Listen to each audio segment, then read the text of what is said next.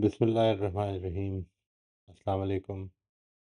हमने आज इमेजिनेशन पे करना है। मैं बिल्कुल ब्रीफली आपके साथ let me share with you जो आपके पॉइंट्स थे लैंग्वेज और कम्युनिकेशन के हवाले से। I just share with you very briefly.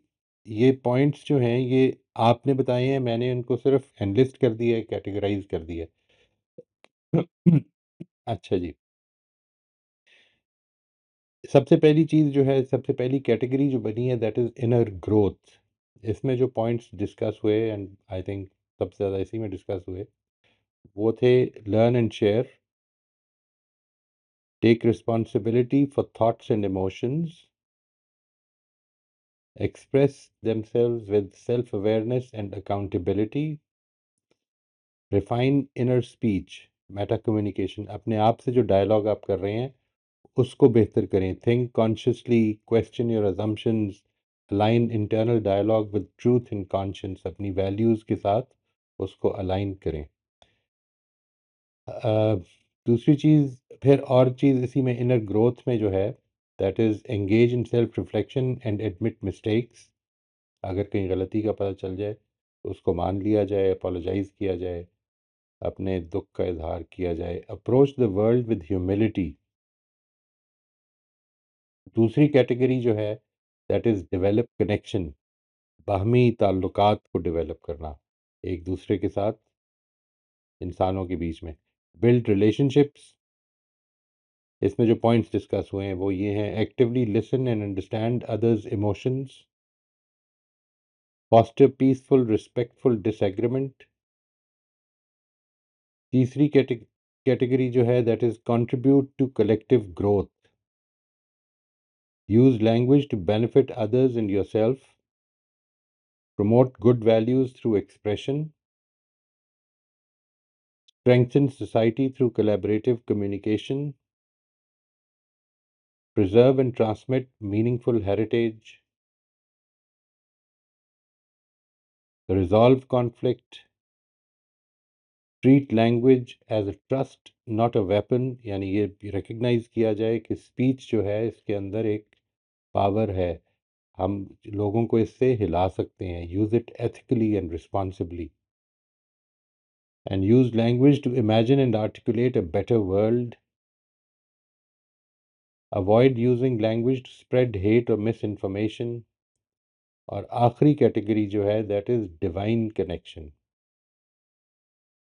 इसमें रिकग्नाइज द क्रिएटर्स विजडम और उसका प्रचार किया जाए, लोगों के साथ बयान किया जाए। Understand and deliberate on the creators guidance. ये हैं, और ये बेसिकली ये चार कैटेगरीज बनती हैं जी। इसको मैंने समराइज कर दिया है। इनर ग्रोथ है, डेवलप कनेक्शंस हैं, कंट्रीब्यूट टू कलेक्टिव ग्रोथ है, और डिवाइन कनेक्शन है। ये चार कैटेगरीज हैं जो आपकी, जो आपने बयान फरमाई थी उसको मैंने एक तरह से ग्रुप्स में बना दिया है so that it becomes more meaningful. अगर आप ये चार को ज़हन में रखें तो ये हैं चीज़ें जिन पे काम करना चाहिए हमें अपनी ज़िम्मेदारी समझ के, because this is what the creator expects from us according to what we discussed the last time. अच्छा जी, आज का जो हमारा टॉपिक है दैट इज़ इमेजिनेशन। इस पर अगर आप कोई बात करना चाहें, मैं पहले इसको थोड़ा सा ये शेयर कर देता हूँ। Let me just bring it up कि ये हमारे पास जो इमेजिनेशन है इसमें हमने क्या क्या चीज़ें देखी थी। नंबर एक, प्रॉब्लम सॉल्विंग। ये इमेजिनेशन किस किस तरह से यूज़ होती है, ये किस किस तरह से इस पोटेंशियल का इजहार होता है इंसान में। Creativity and innovation, foresight and future planning, self reflection and personal growth, empathy and understanding, cultural and societal development, I think scientific exploration, and finally breaking altering habits. ये हमने इसके पोटेंशियल्स की जो इस्तेमाल हैं इमेजिनेशन के, कि किस किस तरह से ये पोटेंशियल ज़ाहिर होता है इंसान में, इसको डिस्कस किया था। इस पर हम आज गुफ्तगू कर रहे हैं। आप में से जो लोग इसके लिए कुछ शेयर करना चाहें, कुछ सोच के आए हैं, तो it will be a pleasure to listen to you ji. जी, बिस्मिल्लाह करते हैं। अंबर आप अनम्यूट कर लीजिए प्लीज। वालेकुम सर। वालेकुम अस्सलाम हम्म, वरहमतुल्लाह। सर इसमें था कि expression of thoughts and emotions ना, तो हुँ, इसमें ये था कि अ, मेरे अंदर जो भी ख्यालात पैदा होते रहते हैं, अच्छे हैं या बुरे हैं, और जो भी इमोशंस मुख्तलिफ नौइयत के पैदा होते हैं, यानी इमोशंस भी मैंने जब इस पे गौर किया तो हमारे अंदर बहुत ज़्यादा डिफरेंट हैं। मतलब मोहब्बत भी है, नफरत भी है, खुशी, उदासी, बहुत सारे इमोशंस हैं। तो जो ख़्यालात है, जज़्बात मेरे पास हैं, वही सेम दूसरे इंसान के पास भी हैं। तो ये जो चीज़ अल्लाह ताला ने मुश्तरक हम में रखी है, इसके ज़रिए से हम दूसरे के साथ कम्युनिकेट कर पाते हैं और अपना थॉट जो है या अपना थॉट प्रोसेस या अपने इमोशंस को उसको समझा पाते हैं या उसकी बात समझ पाते हैं। अगर मुझे लगता है कि ये डिफरेंट होते तो शायद हम कम्युनिकेट ना कर पाते। ट्रू, सर एक पॉइंट तो ये था। दूसरा ये सोशल बॉन्ड्स और रिलेशनशिप्स का था। तो इसमें ये कि ये सलाहियत अगर ना होती तो मैं मतलब मुझे ऐसे लगता है कि मैं आइसोलेशन में ही रह रही होती। यानी बिल्कुल लोनलीनेस का शिकार हो जाती। हम ज़ुबान का इस्तेमाल करके अपने जज़्बात का इज़हार करके दूसरों से कनेक्ट होते हैं। और बाज़ लोग हमें मतलब इसी लिहाज़ से हमें बहुत अच्छे भी लग रहे होते हैं, बुरे भी लग रहे होते हैं। और अगर ज़ुबान या बोलने की सलाहियत ना होती, तो ना ख़ानदान बनते, ना दोस्त, ना कम्युनिटी बनती, और हम एक-दूसरे से फ़ायदा नहीं उठा सकते थे। तो ये जो सलाहियत अल्लाह ताला ने दी है, ये इसीलिए दी कि हम अपने बॉन्ड्स बनाते हैं इसके थ्रू। फिर था नॉलेज जो शेयर हम करते हैं। तो उसमें सर मुझे ऐसा लगा कि इंसान को अल्लाह ताला ने ना बहुत ही मुख्तलिफ सलाहियतों से नवाज़ा है। और डिफरेंट कैपेबिलिटीज़ हैं। यानी कोई डॉक्टर बनता है, कोई इंजीनियर बनता है, कोई मैथ्स में बहुत अच्छा है, कोई किसी चीज़ में, कोई साइंटिस्ट बन जाता है, कोई टीचर, यानी कि डिफरेंट या वो है, एक ही तरह की सलाहियत के साथ इंसान पैदा नहीं होते। तो क्योंकि इंसानों की जो है इंटरेस्ट भी मुख्तलिफ है और सलाहियतें भी मुख्तलिफ हैं। तो अगर कोई शख्स किसी भी शोबे में महारत हासिल करता और सिर्फ वो उसी हद तक में उसकी हद तक ही ये महदूद रह जाता, तो फिर जो है इंसान किसी फ़ायदा नहीं उठा सकते थे। राइट, तो ये नॉलेज शेयरिंग जो है ये इस वज़ह से मुझे लगा कि बड़ी ज़रूरी चीज़ थी। और दूसरा ये कि इंसान हमेशा ग्रुप वर्क में काम करता है।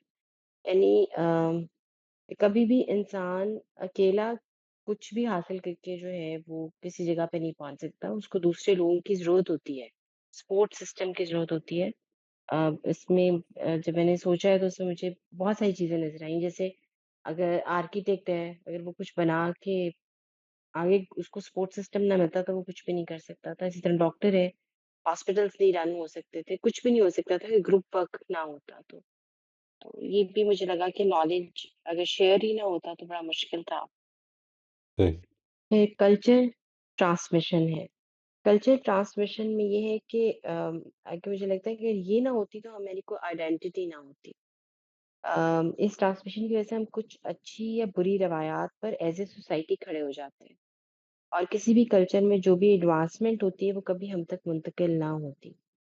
सर इसमें मुझे सिर्फ एक सवाल पैदा हुआ है जो मुझे आपसे क्लियर करना था कि क्या दीन को कल्चर का हिस्सा कहा जा सकता है? क्योंकि दीन भी तो हमें ट्रांसमिट ही हुआ है। जी, जी, ट्रांसमिट तो हुआ है। ओरली। कल्चर का हिस्सा तो नहीं जी, कह सकते, लेकिन कल्चर को वो काफ़ी इन्फ्लुएंस करता है। यानी आपके कल्चर जी। को मज़हबी रिवायत, मज़हबी अंडरस्टैंडिंग जो है, वो काफ़ी इन्फ्लुएंस करेगी, हर तरफ ही करेगी। जी। और लेकिन सर नेक्स्ट था मेटा के। दीन कल्चर जी, का हिस्सा नहीं है। कल्चर दीन ठीक से है। इन्फ्लुएंस होता है। इन्फ्लुएंस होता है। ठीक सर। और sir Meta communication and self reflection. Sir इसमें ये जो सेल्फ रिफ्लेक्शन की जो सलाहियत थी, तो इसमें ये कि हमारे अपने अंदर जो उठने वाले थॉट्स हैं या इमोशंस हैं उनको राइट डायरेक्शन हम दे सकें, और अपनी यानी अपनी गलती को सुधारने का बेहतरीन जरिया सेल्फ रिफ्लेक्शन है। तो राइट। सर इसमें जो मेटा कम्युनिकेशन है ना, सर इसकी मुझे नहीं समझ में आई कि ये हमें मेटा क्यों दिया गया। कम्युनिकेशन मतलब अपने क्योंकि आप से जो आप कर कम्युनिकेट कर रहे होते हैं, अपने आप को समझ रहे होते हैं, अपने आप पे गौर कर रहे होते हैं। Self reflection is a part of that. ठीक है जी, यानी आप अपने सर आप से इसमें क्या जो बात कर मैंने रहे हैं? जी। सर इसमें जो मैंने थोड़ा-सा, क्योंकि मुझे इसकी समझ नहीं आई थी, तो मैंने जब इसको सर्च किया तो इसमें था कि सार्कास्टिक जोक्स जैसे आप करते हैं। तो सर हम ये कर रहे होते हैं ना, मतलब इनडायरेक्ट वे में दूसरे को टीज़ भी कर रहे होते हैं और इस तरह से। राइट, तो ये राइट। सलाहियत जो अल्लाह ने दी है, तो ये मुझे नहीं समझ में आया। मतलब मैं इस मतलब ये मुझे मेरे पास है, मतलब मैं मैं ये करती हूँ, लेकिन मुझे इसकी ज़रूरत क्यों थी ये मुझे समझ नहीं आया। तो इस पे सीखी हुई है। मैं ये आपसे कोई ही कॉन्शियस फैसला नहीं है। मेटा कम्युनिकेशन से यहाँ मुराद जो है वो है कि जो हम अपने ऊपर, अपने साथ जो गौर कर रहे होते हैं। ठीक है जी। ठीक है, यानी ये जो ठीक है अपने सर। ऊपर जो हमारी थॉट्स, हमारी हमारी गुफ्तगू जो अपने साथ हो रही होती है, इससे वो मुराद है। वो ठीक सर। मैं उसके बारे में नहीं जानता हूँ।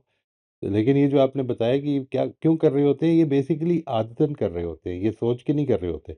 कभी सोच के करके देखिए कि ये दिल करेगा करने का। नहीं इस सर, वो तो ठीक है, लेकिन ये एबिलिटी तो अल्लाह मियाँ ने मुझे दी है ना, नहीं, मतलब एबिलिटी तो बोलचाल की है ना। आप बोलचाल को, यानी एबिलिटी ये है कि अच्छा, आपने ये ये स्किल है आपके पास कि आप छुरी बना सकते हैं। छुरी बना के आपने उससे क्या काम लेना है, ये आपका काम है। बोलचाल की सलाहियत दी है।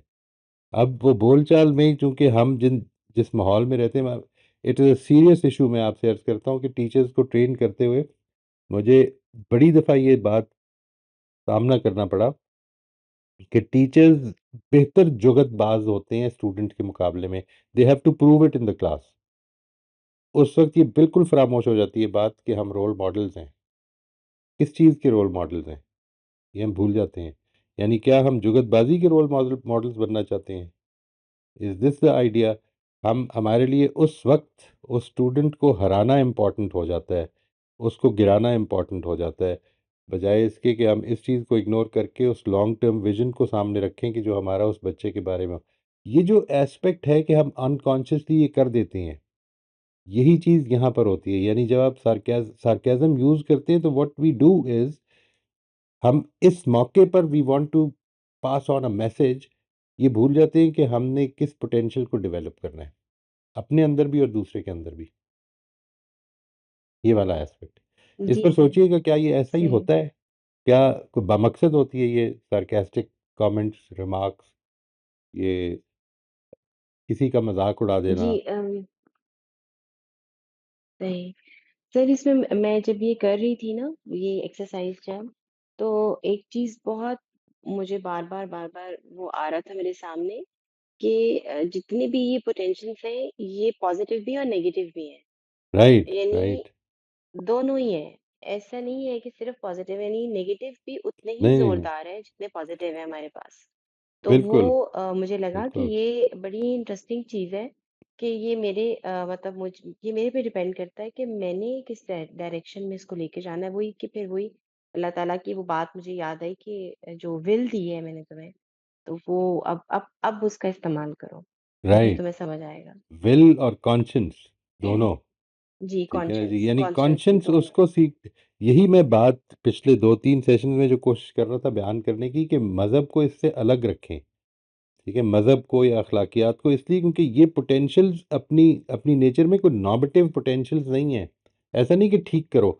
ये ठीक करो का एस्पेक्ट जो है, ये हमारे अंदर उस कॉन्शियस से पैदा होता है। यानी ये बात कि तुम कम्युनिकेट कर सकते हो, तो कनेक्शन बनाने का एक तरीका जो है, वो सार्केस्टिक रिमार्क्स भी हो सकता है, वो जुगतबाजी भी हो सकती है। अब कॉन्शियस आके ये बताएगी कि ये क्या होना चाहिए। ठीक है ना जी। यानी ये पोटेंशियल तो सही, हमारे अंदर मौजूद है कि हम गुफ्तगू कर सकते हैं, अच्छी भी और बुरी भी। कनेक्शन पैदा कर सकते हैं, मोहब्बत का भी और दुश्मनी का भी। यानी कनेक्शन तो दोनों ही है। तो ये आपने क्या करना हुँ, है, ये असल में आपने डिसाइड करना है। ये वो स्किल जिसको मैंने कहा कि छुरी बनाने की स्किल है।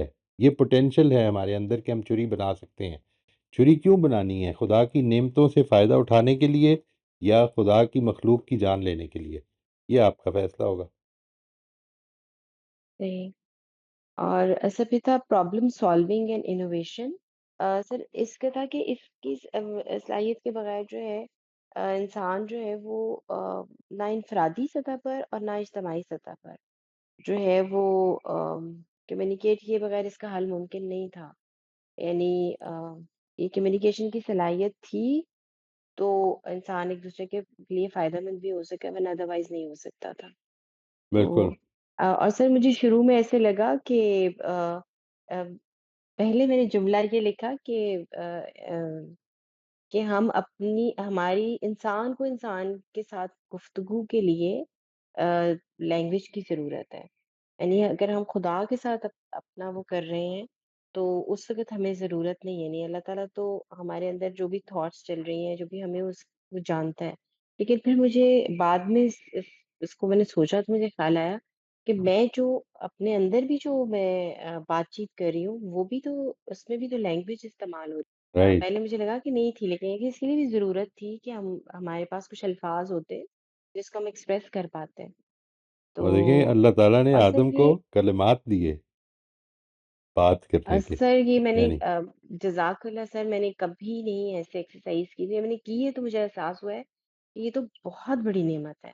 यानी राइट। इस क्या मतलब अमेज़िंग हमें ये चीज़ दी है अल्लाह ने। ऐसे ये building shared world views sir इसकी मुझे समझ नहीं आई।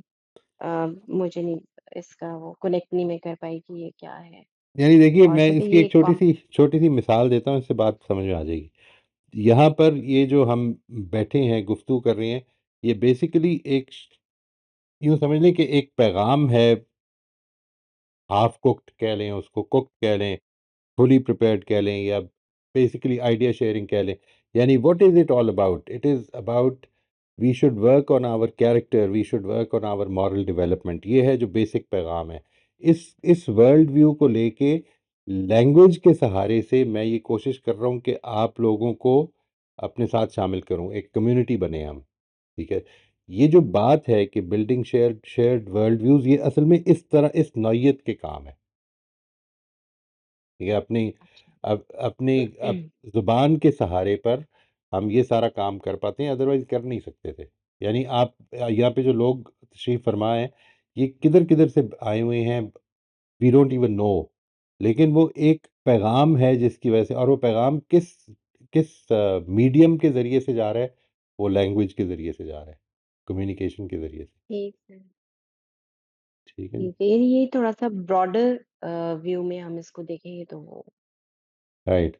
और सर नेक्स्ट था कि कॉम्प्लेक्स कोलैबोरेशन और सर ये कॉम्प्लेक्स कोलैबोरेशन में मुझे ऐसा लगा कि ये नॉलेज नॉलेज शेयरिंग के करीब-करीब है। ऐसे ही है, वो यानी उसी से हम रिलेटेड है। इस जी, सलाहियत की वजह से हम इतनी तरक्की जो कर पाए हैं या हम जी। इतना वो आगे बढ़ पाए हैं, तो वो इसी वजह से है। और इमेजिनेशन एंड सिंबॉलिक रिप्रेजेंटेशन जो थी तो सर इसको मुझे लगा कि इंसान के अंदर जो एक अल्लाह ताला ने एस्थेटिक रखी हुई है और उसकी तस्कीन के लिए इसी इमेजिनेशन को इंसान ने यूज़ करके बहुत कुछ किया है। यानी बड़ा कुछ बना डाला है। वो बेशक आर्टिफिशियली बनाया है या मतलब इंटीरियर डिजाइनिंग को हम देख लें या कुछ भी इंसान पहले इमेजिन करता है और फिर उसको इम्प्लीमेंट करता है तो मुझे लगा कि ये इस टाइप की स्किल है यहाँ पर जो है जो ना जी, अल्लाह ताला यहाँ ने पर इससे मुराद बेसिकली ये है कि आप सिर्फ मौजूद चीज़ों के बारे में बात नहीं करते, आप इमेजिनेशन के ज़रिए से, ये जो लैंग्वेज है सारी की सारी, ये सिंबल्स हैं बेसिकली। यानी जब हम कोई चीज़ बोलते हैं तो आप गौर कीजिएगा, ये जो लफ्ज़ है बोलना, इसका बोलने से असल में कोई ताल्लुक नहीं है। यानी बे वाव लाम नून अलिफ जब हम कहते हैं, तो ये महज एक सिंबल है जो हमने इस काम के लिए यूज़ करना शुरू कर दिया, जिसको हम कॉन्वर्सेशन या स्पीच कहते हैं। ठीक है जी? यानी ये जो जी सर सिंबल है, it is used for it. Now imagine something that you have imagined which does not exist in reality. For instance, मैं इसकी इमीडिएटली जो मिसाल आती है वो आखिरत की आती है। यानी एक दुनिया जो जी अभी वजूद पजीर नहीं हुई भी, उसको आपको बयान करने का जो ज़रिया है, वो क्या है, वो आपको अल्फाज में बयान की जाती है जिसके ज़रिए से आपके अंदर ये इमेजिनेशन की सलाहियत है कि आप उसको पिक्चर कर सकते हैं। ठीक है? सही, इट डज़ नॉट एग्ज़िस्ट। ठीक है। ऐसी कोई चीज़ जो एग्ज़िस्ट नहीं करती, लेकिन आप उसको इस तरह बयान करते हैं कि आप एक नौइयत की पिक्चर कर सकते हैं। Maybe it is not very accurate, maybe not exactly the way it would be, लेकिन एक हद तक हुँ, पिक्चर कर सकते हैं। यानी मिसाल के तौर पर एडिसन से पहले कोई आदमी आके ये कहता है कि ऐसे बल्ब इजाद हो जाएँगे जो तेल के बगैर चलेंगे, जलेंगे, ठीक है? यानी चलेंगे नहीं, जलेंगे। और जो कुछ भी इमेजिन उस ज़माने का आदमी करता, वो लाज़िम नहीं था कि ये बल्ब इमेजिन हो जाता। लेकिन वो कुछ समझ सही। लेता कि क्या मतलब है इसका, कुछ समझ लेता।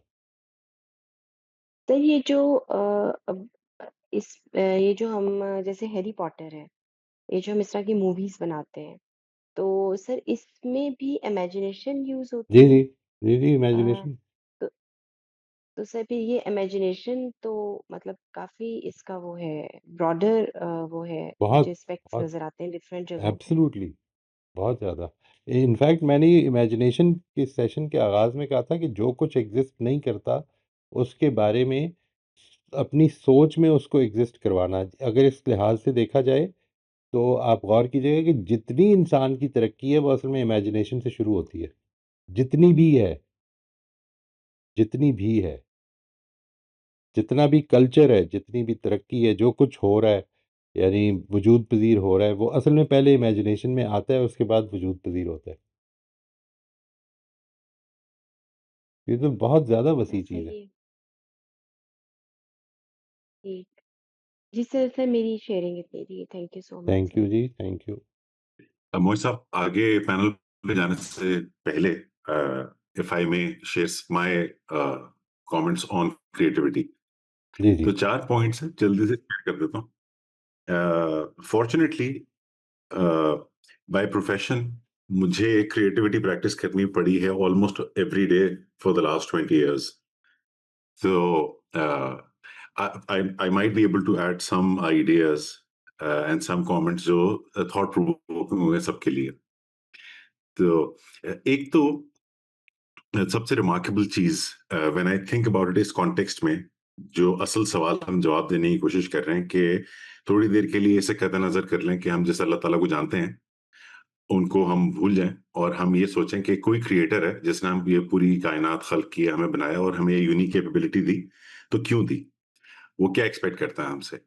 तो जब आप क्रिएटिविटी प्रैक्टिस करते हैं एज अ प्रोफेशन, तो one of the things that you you get good at doing is thinking about and holding in your head दो मुतजाद ख्यालात, ऐसे हुँ, ऐसे आइडियाज जो कॉन्फ्लिक्टिंग होते हैं, साइमल्टेनियसली आप अपने जहन में होल्ड करते हैं and you try to make a connection out of it. तो वो जो क्रिएटर है उसकी अनफैथमेबिलिटी, लेकिन साथ ही साथ उसके साथ एक कनेक्शन, ये दोनों चीजें वो हमसे एक्सपेक्ट करता है कि the hmm, more we try to either look at something which is very creative, nature में कोई खूबसूरत तरीन चीज देख लें, अमेजिंग तरीन चीज देख लें, या हम खुद कोई क्रिएटिव काम करने की कोशिश करें, तो हमें एहसास होता है कि जिसने हमें बनाया है वो कभी पूरी तरह हमारी समझ में नहीं आ सकता, वो क्रिएशन उसकी इतनी अमेजिंग है, लेकिन एट द सेम टाइम हुँ, हम उसके साथ एक ताल्लुक महसूस भी करते हैं। और ये दो इन्फिनिटली ऑपोजिट आइडियाज हैं कि हुँ। एक चीज जो हमें यकीन है कि हम समझ नहीं सकते, हम उसके साथ एक बहरहाल कनेक्शन स्ट्रांग फील करते हैं।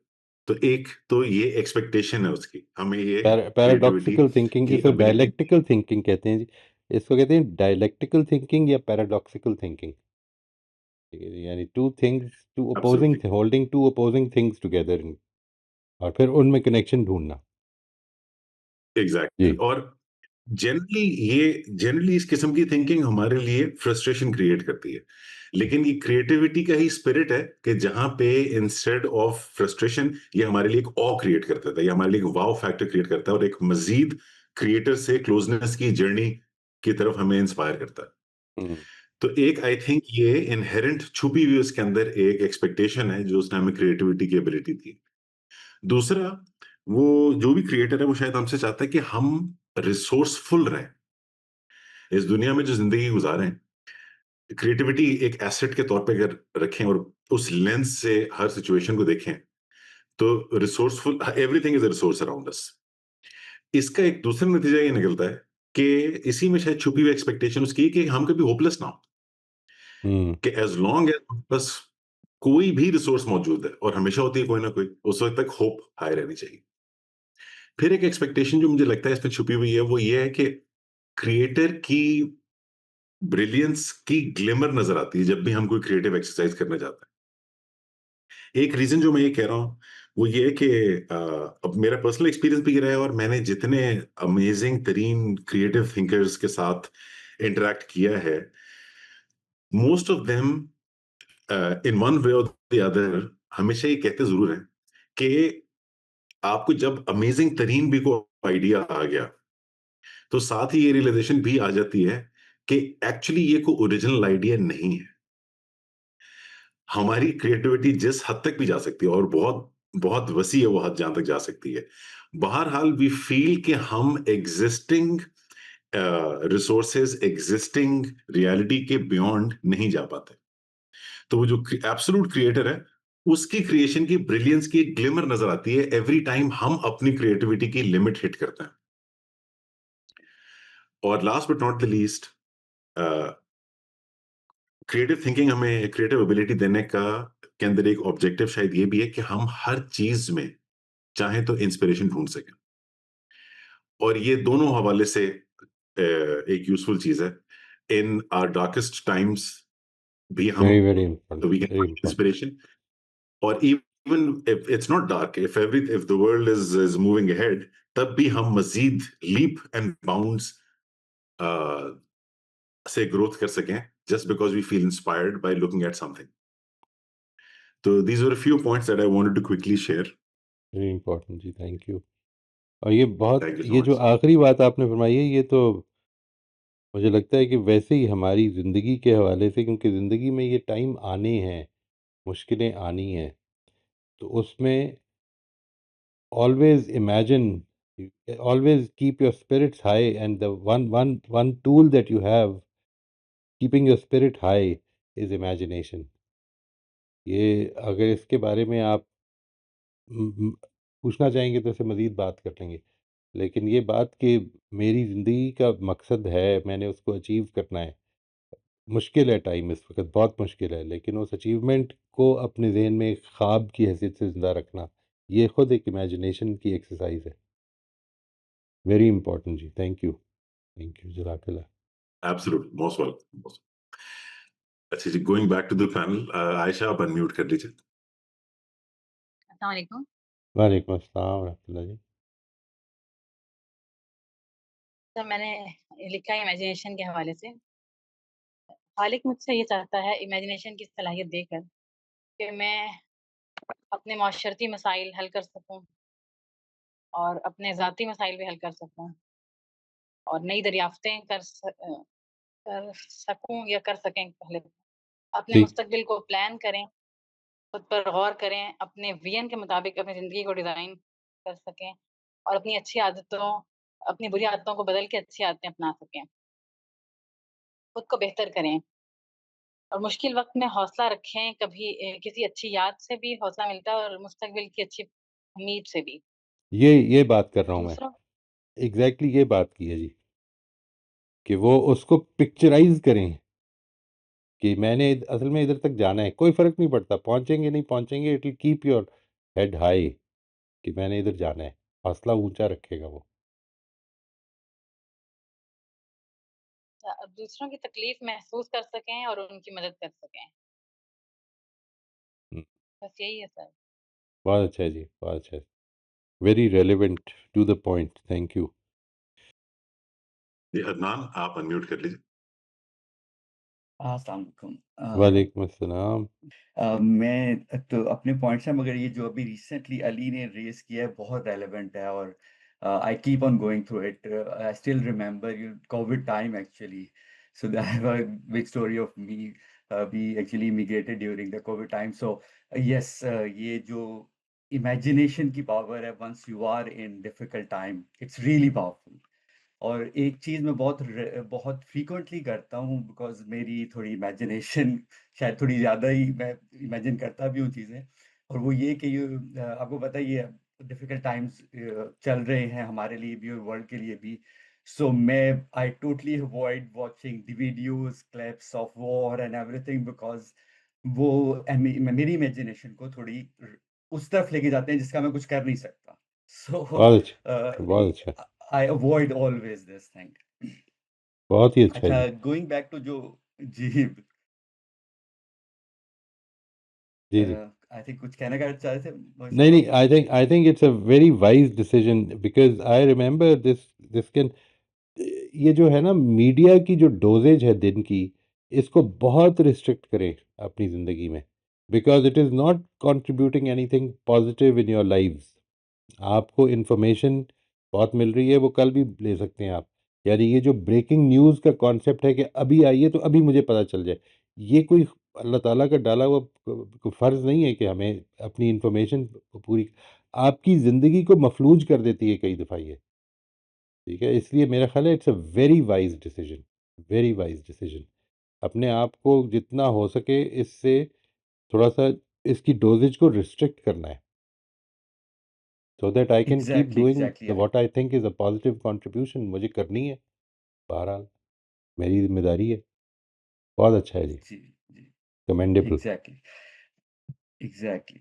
अच्छा सर, जो मैंने पॉइंट्स पहले से सोचे थे उसमें से मुझे अपना बचपन याद आ रहा था इमेजिनेशन के हवाले से।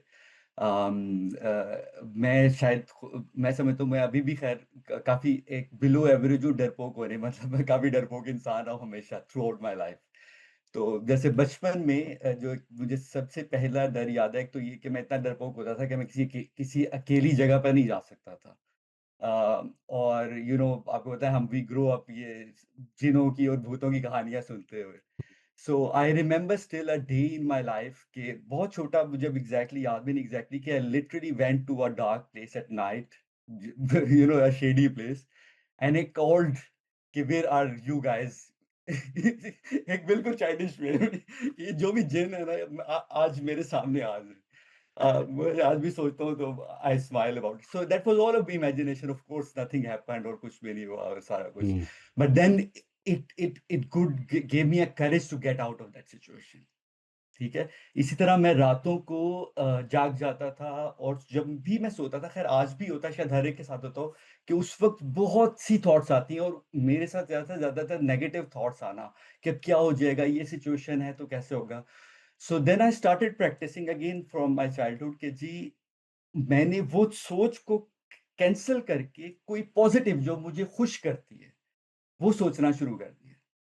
और ये स्टिल एक प्रैक्टिस रही, बहुत हुँ, अभी तक ऐसे ही है।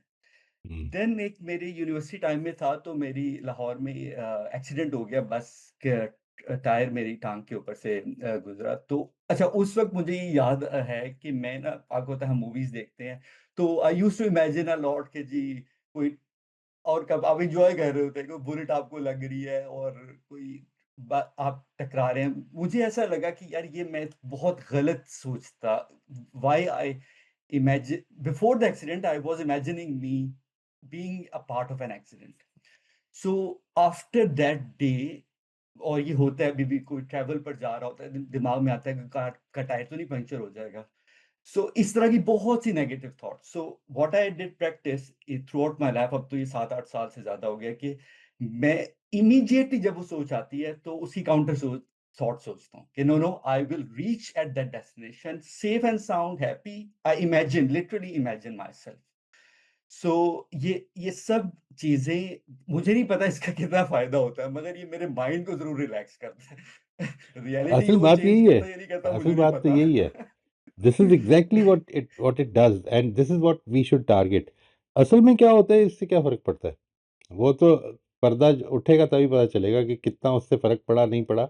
लेकिन जो चीज़ इम्पोर्टेंट है वो ये कि it helps you keep going, that's important, and keep going exactly positively, exactly, keep going positively, absolutely right, absolutely, I fully agree with you. और ये आपके मूवमेंट को बेहतर बनाता है। दिस इज व्हाट आई बिल्कुल। हैव बीन थ्रू, कि आपका मूवमेंट जो होता है, करंट मूवमेंट, आप उसको चेंज कर सकते हैं।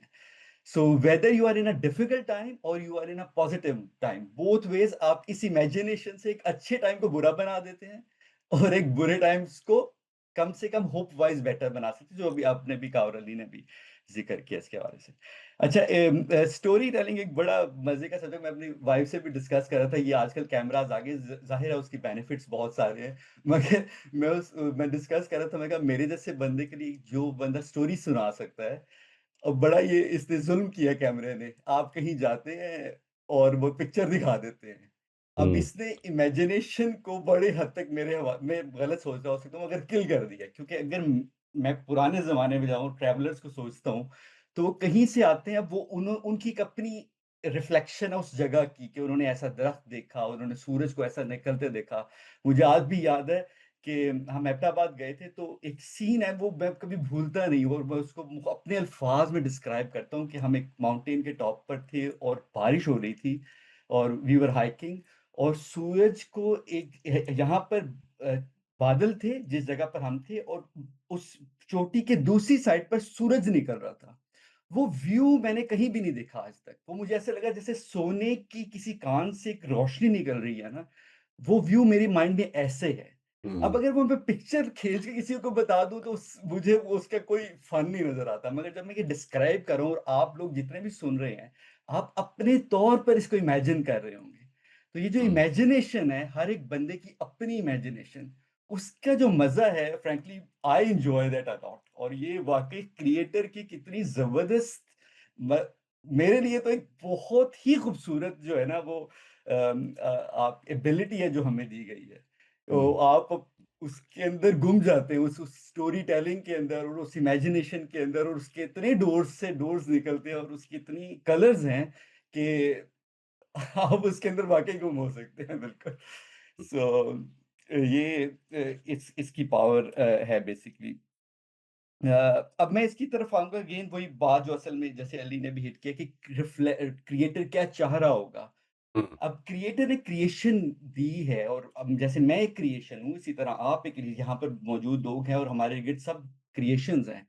सो क्रिएटर ये मैं ये समझता हूँ कि क्रिएटर ये चाह रहा होगा कि आपकी इमेजिनेशन को, आपने जितने पॉइंट जैसे लिखे हुए हैं, अपनी हैबिट्स को बेटर बनाने के लिए, और अपने फेलो ह्यूमन बीइंग्स के बारे में एक बेटर इमेजिनेशन करके, यानी कि अगर आपको उनकी कोई रिफ्लेक्शन आ रही है, सो उसको उनके बारे में बेहतर तौर पर सोचें।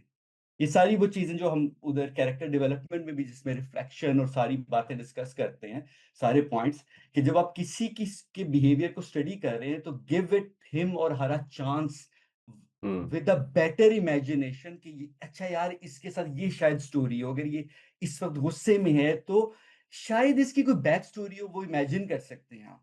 ठीक है। और इसी तरह इसी लैडर से ही, आपको अगर याद हो, लास्ट टाइम मैंने जो कमेंट किया था, मैं जो कम्युनिकेशन के बारे में, तो जहाँ एंड किया था मैंने, तो वो मैंने एक वर्ड यूज किया था कि once after death, if you are meeting God, so might be sitting like a boss and talking to you.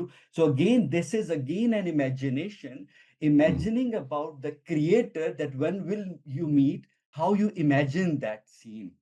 Of course हमें नहीं पता, ज़ाहिर है हमारी अभी लिमिटेड सेंसेस हैं, मगर अपनी लिमिटेड सेंसेस से आपने उसको भी इमेजिन करना है, अपनी डेथ को भी इमेजिन करना है। मैं अभी पिछले दिनों आपकी वो एक क्लिप भी सुन रहा था, जिसमें आपने वो पूरा एक डेथ का सीन बेसिकली इमेजिन करवाया, एक्सरसाइज की थी आपने पार्टिसिपेंट्स के साथ। आई डोंट नो, पिछले साल की बात है शायद, कि आप अपने आप को कंसिडर करें कि you are dead and people are coming to you, and what do you expect from them.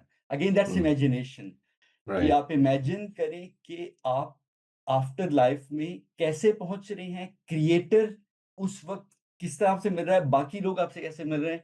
सो ये सब इमेजिनेशन है जो मैं ये समझ पा रहा हूं कि क्रिएटर हमसे जो है वो एक्सपेक्ट कर रहा हो सकता है।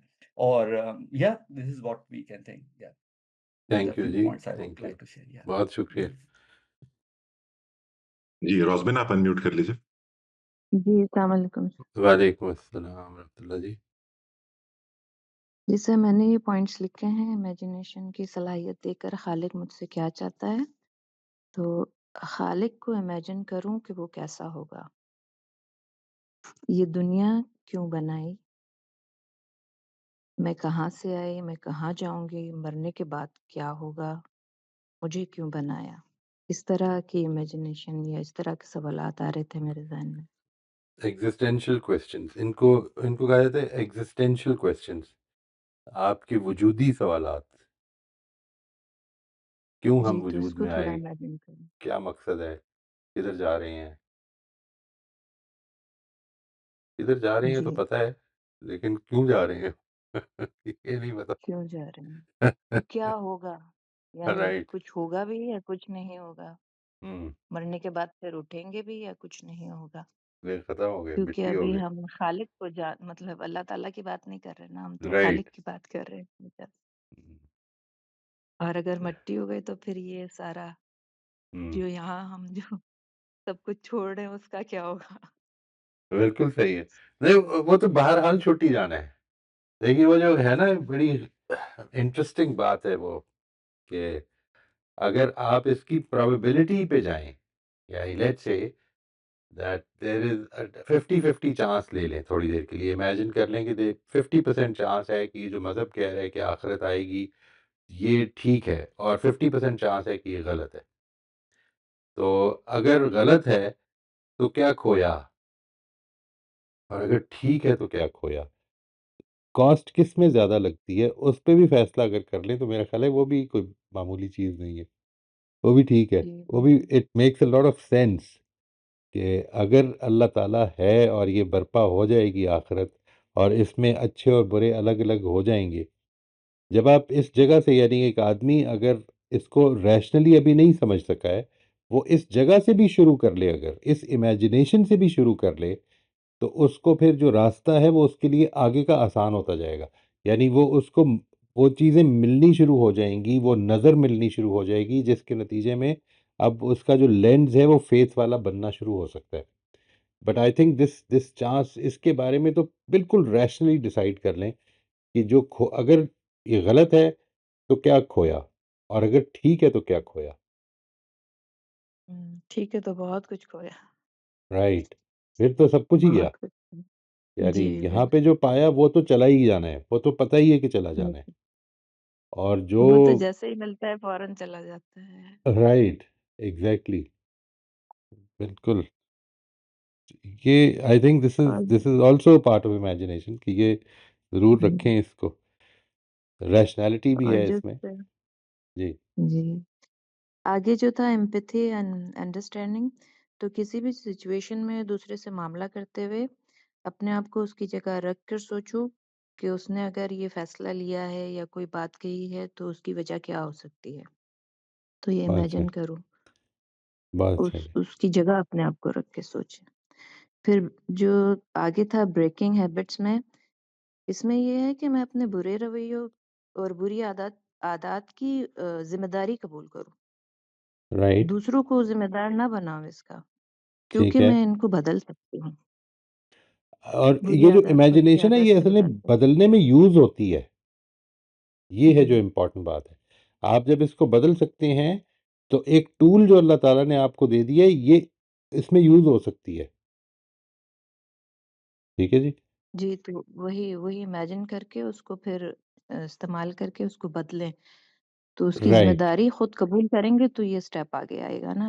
अगर बिल्कुल हम ठीक। दूसरों को ही ब्लेम करते रहेंगे तो फिर ये प्रैक्टिस भी नहीं हो सकेगी। Quite right, quite right. और ये जो ठीक। इतनी दूसरी बात थी साइंटिफिक वाली और जो इनोवेशन, और उसमें तो जैसे ये तजुर्बा और मुशाहिदा बताता है कि इंसान ने इससे फ़ायदा भी उठाया है और इससे नुकसान भी बहुत हुआ है। लेकिन वो अब फ़ायदे और नुकसान पे अभी ना जाएँ। यानी वो तो ये है ना कि अच्छा और बुरा दोनों ही किया है इंसान ने। जी। लेकिन जो चीज़ इम्पोर्टेंट है वो ये कि देखें किया क्या-क्या है। किस तरह से नेचर को हुँ। यूटिलाइज़ करते हुए किधर से किधर पहुँचा दिया है ज़िंदगी को। जी, हुँ। बिल्कुल। ये तो it is incredible, it is incredible वाक़ई। तो ये पॉइंट्स जी, थे सर मेरे ये। थैंक यू जी, ज़बरदस्त। जी सलमा, आप अनम्यूट कर लीजिए। अस्सलाम वालेकुम सर। जी, वालेकुम अस्सलाम व रहमतुल्लाह जी। ये इमेजिनेशन और बाकी सारी चीज़ें भी कमाल सलाहियतें तो हैं ही हैं, लेकिन आपने जिस तरह हमें सोचने के लिए डाला है ना, ये भी बहुत बहुत बड़ी चीज़ है। हम इन चीज़ों को वाक़ई उसी लेंस से देखते हैं कि खालिक जो है वो हमसे हमसे क्या चाहता है। तो ये जो इमेजिनेशन है ये मेरा ख़्याल है सूए ज़न और हुस्न ज़न, अगर हम ये 2 लफ्ज़ बोलें तो इसके अंदर पूरा सिमट के आ जाता है। और काफ़ी काफ़ी सारी चीज़ों को ये कहते हैं ना दरिया को पूँजों में बंद कर देता है। तो इमेजिनेशन सर मैं अपनी ज़िंदगी में जो देखती हूँ ना ये तो आपने मेरी ही बात जो है वो अभी थोड़ी देर पहले कही थी कि वाक़ई हमें ये उस रास्ते पे डाल देता है कि तुमने चलना किधर है। और सबसे बड़ी चीज़ विल के बगैर तो हम इस चीज़ को पाया तकमील तक पहुँचा ही नहीं सकते। और फिर इसमें सही रास्ता, गलत रास्ता, अल्लाह ताला क्या खालिक हमसे क्या चाहता होगा? ज़ाहिर-सी बात है वो हमसे शर तो नहीं चाहता, वो हमसे खैर ही चाहता है। तो हुँ, मैं अपनी ज़िंदगी में जो एक चीज़ देखती हूँ ना कि जो लोग अपनी इस इमेजिनेशन की वजह से उम, पागल हो जाते हैं। तो यानी कि वो अपनी ज़िंदगी की सारी खूबसूरती जो है वो ख़त्म करके एक ऐसी दुनिया में चले जाते हैं, जहाँ पे वो दूसरों के लिए बोझ बने हुए होते हैं। तो और फिर लेकिन वो अपनी इस इमेजिनेशन के साथ ज़िंदा रहते हैं।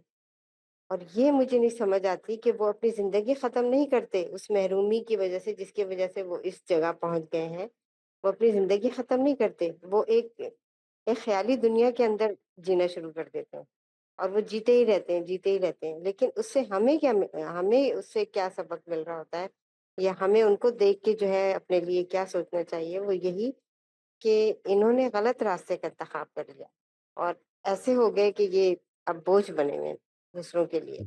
तो ये मैं हमें बात अपने वाज़े समझ नहीं सका जी। अगर इसको ज़रा वाज़ेह कीजिएगा कि क्या मुराद है इससे? इस बात से सर यही कि जो ये लोग अपनी जी, जी। इमेजिनेशन को हाँ, मैं इस पॉइंट ऑफ व्यू से कह रही हूँ सर कि जो लोग महरूम हो जाते हैं ना जब किसी चीज़ से बहुत जो उनका ज़िंदगी का बहुत बड़ा गोल होता है, उसको वो हासिल नहीं कर पाते। तो फिर वो कुछ लोग ऐसे होते हैं जो तो खुदकुशी कर लेते हैं, मर जाते हैं। लेकिन कुछ लोग ऐसे होते हैं जो एक ख़याली दुनिया में चले जाते हैं। ये मैंने ये मैंने देखा है सर। वो ख़याली दुनिया ये होती है कि कमरा बंद है और वो कागज़ पे लिखे चले जा रहे हैं, लिखे चले जा रहे हैं। बैठे हुए हैं और उनको ऐसी आवाज़ें आ रही हैं कि वो अ, जाके अच्छा, गेट पे देख रहे हैं और उसके बाद जो है वो पीछा कर रहे हैं किसी न किसी गाड़ी का या इस तरह से जा रहे हैं। तो ये इमेजिनेशन ही तो होता है ना सर कि वो चीज़ जिसने उनको महरूम कर दिया यानी वो नहीं पा सके, तो अब वो अपनी इस सलाहियत को उन्होंने काबू नहीं पाया यानी अपने विल पे काबू नहीं पाया और वो उस रास्ते की तरफ चले गए जहाँ पे वो दूसरों के लिए बोझ बन गए। मैं इस राइट, पॉइंट ऑफ व्यू से सोच रही हूँ कि फिर राइट। वो हमारे राइट। लिए सबक बन जाते हैं। देखो ये अपनी ये विल को अगर एक इम्पॉर्टेंट बात फरमाई है आपने और इसमें जो आपको बताना है वो ये कि ऐसा क्यों होता है? यानी एक इमेजिनेशन कैसे हो जाती है? इधर कैसे पहुँच जाती है? एक तो है सर ना विल और हाँ। हाँ, बताइए सर। यानी सर एक तो बताइए। मसला ये कि इमेजिनेशन का ठीक इस्तेमाल ये किया किया जाएगा तो ये सारे मसाइल जो हमने लिखे हैं क्रिएटिविटी होगी, इनोवेशन होगी, प्रॉब्लम सॉल्विंग होगी, ये सब चीज़ें आएँगी उसमें उसमें पैदा हो जाएँगी। लेकिन इमेजिनेशन ही के ज़रिए से आदमी स्किज़ोफ्रेनिक भी हो सकता है। ये दोनों में क्या फ़र्क है? बुनियादी तौर पर क्या क्या इसमें इंसान की आज़ादी इन्वॉल्व्ड है या नहीं है? आज़ादी आपकी इस बिल्कुल जी, जी, बिल्कुल इसमें इन्वॉल्व है क्योंकि यही तो चीज़ होती है ना जैसे कि अगर हमने खालिक की दी हुई सलाहियतों को रियलाइज़ किया, उन पे सोचा, तो हम फिर शुक्रगुज़ारी के उसमें आएँगे कि उसने तो हमें इतना कुछ दिया और फिर हमें ये भी तो अल्लाह ने सलाहियत दी है कि सर जब कोई अपना प्यारा मर जाता है, तो हम भूल जाते हैं ना कुछ अरसे बाद। अगर हम नहीं भूलें और हम उसी के गम में अपने आप को मुब्तला रखें, तो हम किधर ज़िंदा रह सकते हैं? हम नहीं राइट, ज़िंदा रह सकते। हम अल्लाह ताला ने हमें सलाहियत रखी कि हम उसको भूलते हैं और फिर ज़िंदगी को आगे गो थ्रू करते हैं। तो ये चीज़ें हैं बिल्कुल। आपने जो मुझसे सवाल किया है वो आज़ादी है इसके अंदर। अगर यानी आज़ादी वो ना होती जो और आज़ादी जो आपके आपके जवाब से मैं ये समझ रहा हूँ, इसको प्लीज़ कंफर्म कीजिएगा कि अगर आदमी अपनी नाकामी पर ऑब्सेसिवली ये इस इमेजिनेशन में मुब्तला रहेगा तो ये खराबी पैदा कर देगा। Obsessive imagination can be a problem, ठीक है ना? जी, यानी लेकिन आपको ये इस बारे है में भी कॉन्शियस होना है कि किधर जी, यूटिलाइज बिल्कुल। करनी है हाँ, और किधर नहीं करनी। जी, फिक्र नहीं करनी। यही तो आपने अभी थोड़ी देर पहले कहा था ना कि विल, तो राइट। रास्ता वही ना, जहाँ पर विल है वहाँ रास्ता है, जहाँ विल नहीं है वहाँ कोई रास्ता नहीं है। तो ये है सर। तो अल्लाह हमसे ये चाहता है कि हम इन चीज़ों पर भी गौर करके, यानी जो हमारा खालिक, तो हम जब भी बात करते हैं तो अल्लाह मियाँ ही सामने आते हैं राइट। कि हमारा खालिक हमसे यही चाहता है कि इन सारी नेगेटिविटी को भी हम अपनी ज़िंदगी में आगे जाने के लिए इस्तेमाल करें और इनसे हम सबक हासिल करें। एक पॉइंट ये आया था सर, सबसे मैंने लिखा इम्पोर्टेंट चीज़ कुछ ये नहीं जी, है। सबक लें। सबसे इम्पोर्टेंट, जी, सबक वेरी इम्पोर्टेंट जी। ये थैंक यू जी। है हमारा। जज़ाकल्लाह जी। करिए, आप अनम्यूट कर लीजिए। जी, अस्सलाम वालेकुम सर। वालेकुम अस्सलाम रहमतुल्लाह जी। सर, मैंने ये इस तरह पॉइंट्स में थोड़ा-सा लिखा है कि प्रॉब्लम सॉल्विंग के अंदर हम इमेजिनेशन यूज़ करते हुए हम प्रॉब्लम को एक्चुअली आने का इंतज़ार ना करें, बल्कि प्रीएम्प्ट कर लें अ, उसका सॉल्यूशन, या फिर ऐसे करें कि प्रॉब्लम आए ही ना। फिर क्रिएटिविटी और इनोवेशन के अंदर के हमारे इमेजिनेशन की वजह से we are able to think out of the box and we make inventions. Yeah, we improve on things that have already been created and discovered. Hmm. Or foresight and future planning के अंदर how to sustain and grow as a society. Or self reflection and How to personal growth sustain, sorry, I missed as a that. society. Okay, As a society. okay. Okay. Self reflection and personal growth may we should realize that there is always room for improvement in each of us as individuals. Hmm. Or empathy and understanding, not to be selfish, and we should make an effort to understand differences and live with them. Hmm. Cultural and societal development के अंदर to grow and coexist uh, as a society as. बिल्कुल ठीक। और sir scientific exploration के अंदर research and learn new things and invent new things, new drugs, new procedures. और breaking and altering habits के अंदर इमेजिनेशन से we can break habits we are unhappy with and learn new behaviour patterns and aspire towards a better life. माशाल्लाह जी, excellent. जी, अच्छा, शफ़क़त आप unmute कर लीजिए। सर। वालेकुम अस्सलाम रहमतुल्लाह जी। सॉरी सर, मैं पिछले जो सेशंस हैं वो अटेंड नहीं कर सका, तो इस हवाले से मैं इमेजिनेशन के हवाले से कुछ कंट्रीब्यूट नहीं कर सकूँगा। लेकिन मेरा एक सवाल है और वो ये कि मैं देखता हूँ कि बच्चे जब छोटे होते हैं तो उनकी ऑब्ज़र्वेशन और उनकी इमेजिनेशन जो है वो बहुत ज़्यादा होती है नेचुरली। लेकिन हमारा जो एजुकेशनल सिस्टम है जब वो उसके अंदर आते हैं, मतलब कि 5 साल के होते हैं वो, जब वो चले जाते हैं सिस्टम के अंदर, तो उनकी वो इमेजिनेशन खत्म होना शुरू हो जाती है। यानी उससे पहले वो जो जिस तरह से सोचते हैं या बनाते हैं या फिर आर्ट के ज़रिए, ड्राइंग के ज़रिए कुछ, या फिर सवाल पूछते हैं अपनी इमेजिनेशन में आकर, वो खत्म हो जाती है वो चीज़। तो इसको किस तरह से हम सस्टेन रख सकते हैं? ये एक प्रॉब्लम है मेरा, इस पे मुझे रहनुमाई चाहिए। उसको सबसे पहले ये सिर्फ सर, स्कूल का मसला नहीं है जी। जी ये sir. It is not just about education. Education तो इमेजिनेशन ने बिल्कुल ही अब तो ख़त्म कर दी है। अब तो हम पाकिस्तान में भी बहुत सारे स्कूलों में जब मैं देखता हूँ, पहले भी कोई बहुत ज़्यादा आर्ट्स की तरफ तवज्जो नहीं थी, लेकिन अब तो उनके बाहर भी लिखा होता है स्टेम, स्टेम सब्जेक्ट्स पढ़ाते हैं हम। तो ये जो स्टेम जी। सब्जेक्ट्स हैं, इनकी जो वो सारी तालीम है, वो इतनी रैशनल और इतनी लॉजिकल बेस्ड है सारी की सारी, कि उसके नतीजे में वो जो इमेजिनेशन का पहले था मसला, वो जितना था वो भी ख़त्म हो जाएगा।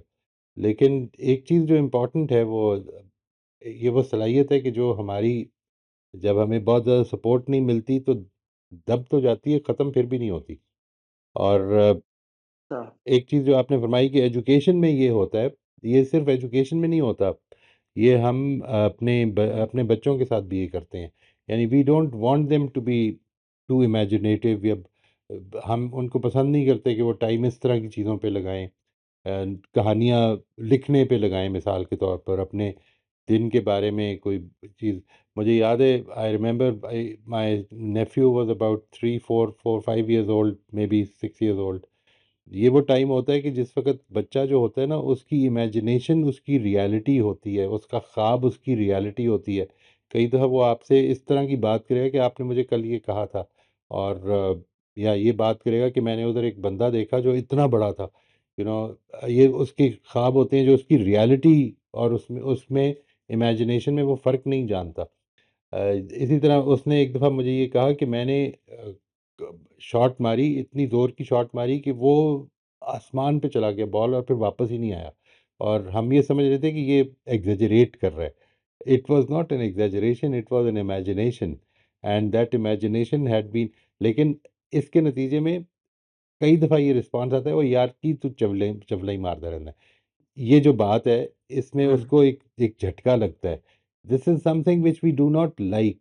इसको समझ इसकी वजह ये कि हमें इसमें इसकी तरबियत नहीं है कि ये छोटे बच्चों के साथ मामला किस तरह करना है, हम उनको किस तरह से देखें। लेकिन ये बात आपकी बहुत इम्पोर्टेंट है, और अगर इसकी रियलाइज़ेशन है, तो ज़रूर उसको प्रमोट करें, और उनको देखें कि, और उनको ये सामने लाएँ, उनके इश्यूज़ लेकर आएँ कि अगर ये करना हो तो फिर क्या करना चाहिए हमें? ऐसा करना हो तो क्या, ये this will promote their imagination. तो प्रमोशन ऑफ इमेजिनेशन की खुद बड़ी ज़रूरत ये है कि ओपन एंडेड क्वेश्चन सामने लाए जाएँ, प्रॉब्लम सामने रखे जाएँ, और उनसे सॉल्यूशंस माँगे जाएँ। एंड सॉल्यूशन ना निकलें, इससे कोई फ़र्क नहीं पड़ता। सॉल्यूशन तो हमसे हमसे भी नहीं निकलता ना कई दफ़ा।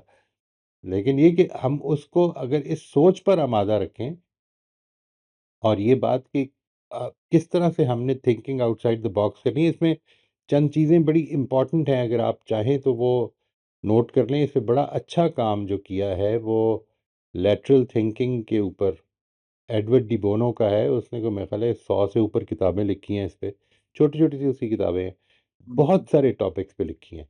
तो अगर हो सके तो ज़रूर देखें उसका काम, सेलेक्ट करके अच्छी चीज़ें। एडवर्ड डी बोनो उसका नाम है, एडवर्ड डी बोनो, सर ठीक है, DEBONO। मैं नोट कर लिया। और सर मैं नोट कर लिया। He can be very good. इसकी किताबें हैं बेसिकली थिंकिंग के ऊपर, थिंकिंग, वो क्रिएटिव थिंकिंग को ही थिंकिंग कहता है बेसिकली। ठीक है जी, थिंकिंग, लैटरल थिंकिंग किस तरह होती है, वो ये कहते हैं कि असल में हमारी क्रिएटिव थिंकिंग में जो सबसे बड़ी रुकावट होती है एजुकेशन के हवाले से, और जिस तरह से आपने फरमाया, वो ये होती है कि वो बेसिकली लीनियर थिंकिंग होती है, ये होगा तो ये लॉजिकल थिंकिंग है हमारी। और इमेजिनेशन जो है वो असल में लैटरल थिंकिंग है। वो वो यूँ नहीं होता कि ये एक के बाद दूसरा स्टेप और तीसरा स्टेप और चौथा स्टेप, नहीं, इस तरह नहीं होता। वो असल में एक के बाद 15वां स्टेप, इधर इधर, इस तरफ जाना है, इस तरफ जाना है, ये यानी lateral thinking is not linear, is not straight line. तो ये कैसे हम प्रमोट कर सकते हैं? How how can we keep it under control as well as promote it? अच्छा काम है उसका, वो ज़रूर देखिए। Thank you sir. वेलकम जी। अच्छा जी, हमारा नेक्स्ट टॉपिक है जी एस्थेटिक्स का, और इंशाल्लाह अल्लाह ने चाहा तो मैं आपके साथ वो नेक्स्ट टाइम उस पर शेयर करूँगा। ये सेशन नंबर 30 में है। आपको मैं ये अभी बता देता हूँ, अनाउंसमेंट में मैं उसको डाल भी दूँगा फिर इंशाल्लाह। तो हम, मेरा ख़्याल है कि हमारा time, if I am not mistaken, it's done. जी तो बिल्कुल, सेशन नंबर स्पॉट 30 है ऑन है। जी हमारा। ठीक हो गया जी। तो हम अगले हफ्ते इंशाल्लाह मिलते हैं। आप सब लोगों का बहुत शुक्रिया, and thank you for this brilliant participation. मैं अगली दफ़ा कोशिश करूँगा कि इसको भी नरेट कर दूँ आपके सामने कि ये क्या-क्या बात हुई। थैंक यू जी, अस्सलाम वालेकुम।